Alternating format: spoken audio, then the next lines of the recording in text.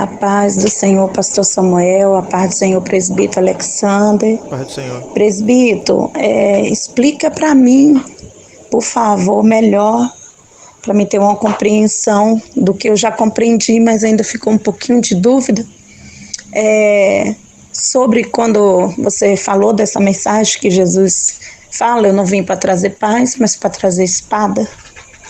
Se você puder, possa explicar rapidamente aí, né? Por favor, para não tomar muito tempo. Deus abençoe. Não, eu acredito que é uma alegria quando a mensagem aguça e faz você abrir os olhos para uma compreensão do que Deus quer. E essa é a nossa alegria, né? Essa é a nossa alegria. Por favor, irmão Alexander. Então, tem uma frase, né, que resume bem isso daqui, né? Jesus disse: não pense que vim trazer paz à terra, não vim trazer paz, mas espada. Essa espada não é a espada na mão da igreja para converter com força nem com violência, não é isso.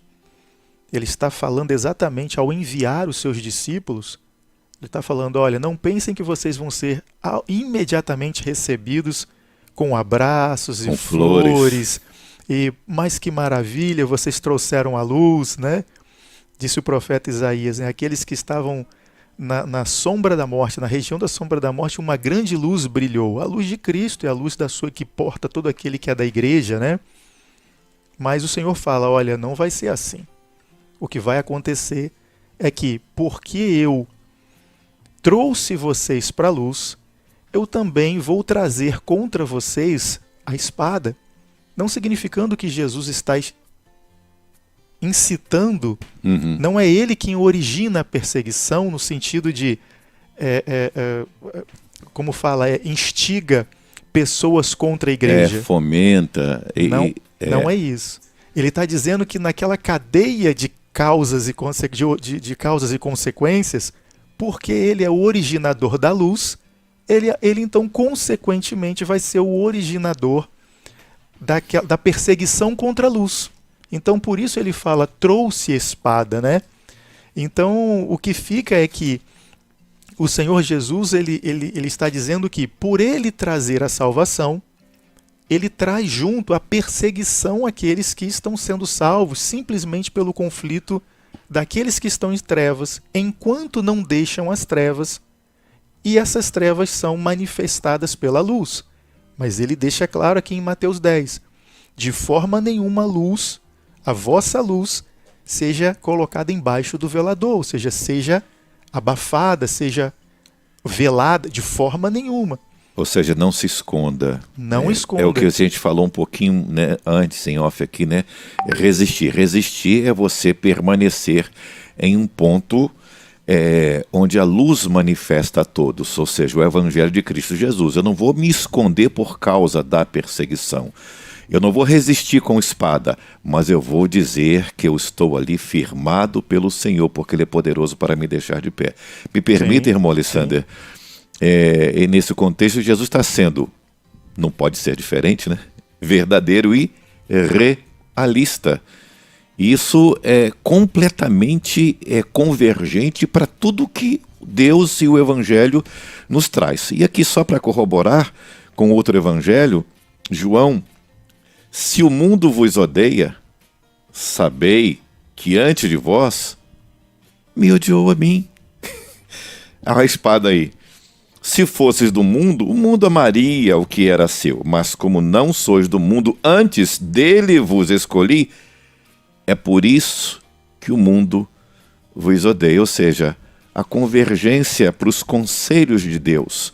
Em Atos, em especial, logo após o estabelecimento da igreja, o derramar do Espírito Santo, a implantação de igrejas, conversão, muitas pessoas criam no Evangelho real, verdadeiro, mas já sabendo que iam ser perseguidos. Então é como assim, eu vou aceitar e agora os filisteus vão estar no meu calcanhar? Sim.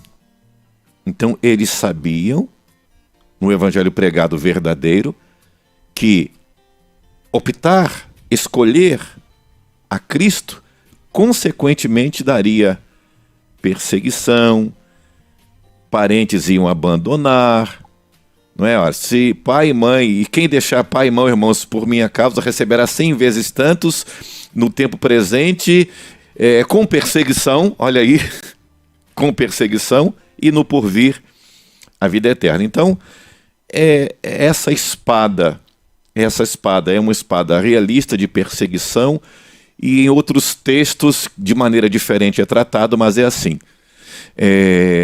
Atos 14, 22. É necessário passar por tribulação ou perseguição para herdar o reino dos céus. Atos 14, 22. 2 Timóteo 3, 12. Quem quer servir a Jesus, quem quer ser um astro, né? Paulo fala, né? A igreja, nós somos como astros no mundo em trevas, ou seja, somos luzeiros. Então, se você quer servir a Jesus como a luz, que vós sois luz do mundo e sal da terra, então você vai padecer perseguição, ou seja, a espada vai vir através de tribulação, perseguição, açoites, de maneira literal.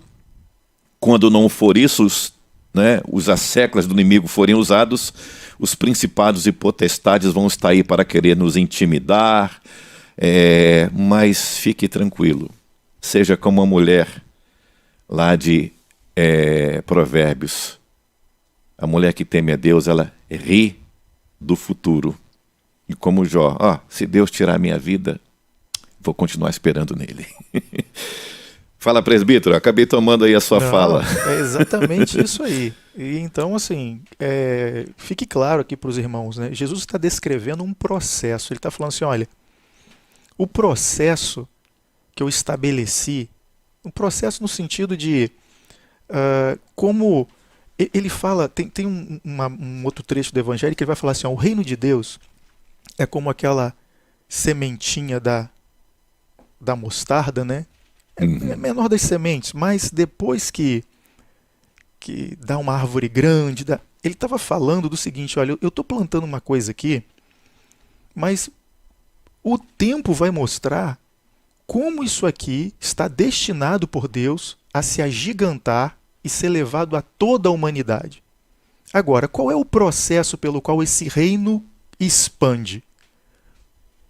Ide por todo o mundo, pregai o evangelho a toda criatura, fazei discípulo de todas as nações. Esse é o meio, é o processo. É como a expansão acontece. Ou seja, ele está falando, isso aqui está determinado por Deus, que é dessa forma. A igreja é assim. Ela vai crescer e vai crescer dessa forma como é a nossa vontade. Vontade de Cristo, vontade de Deus. E nessa forma dela crescer, nessa ilustração da luz. A luz vem, ilumina o que está nas trevas. Num primeiro momento, não achem que vão todos enxergamos a verdade e aceitar. Ele falou, não vai acontecer assim. Num primeiro momento, um ou outro já vem, como a gente tem relatos em Atos dos Apóstolos. Ouvem e já vem. Outros resistem. Então ali ele criou, ele nos ensina essa situação. É o processo, a luz iluminando e as trevas resistindo, recuando, resistindo, recuando e o reino expandindo. E nesse embate entre luz e trevas, os atritos, a perseguição, como o pastor falou, são pessoas que perdem o emprego, são pessoas que perdem a família, são rejeitadas pela família, mas que Deus só pode falar o seguinte, olha, só tem vida na luz. Se você abandonou, você agora já conhece, está na luz. Se você voltar, o que vai ter para você? Morte junto com os outros mortos. Mas permaneça na luz que, estando você aqui, você é um elemento que pode trazer aqueles da morte para a vida em mim, Jesus está ensinando. Mas se você volta para lá, você não pode fazer nada lá porque não está operando pela minha graça, não está operando ali pelo meu poder.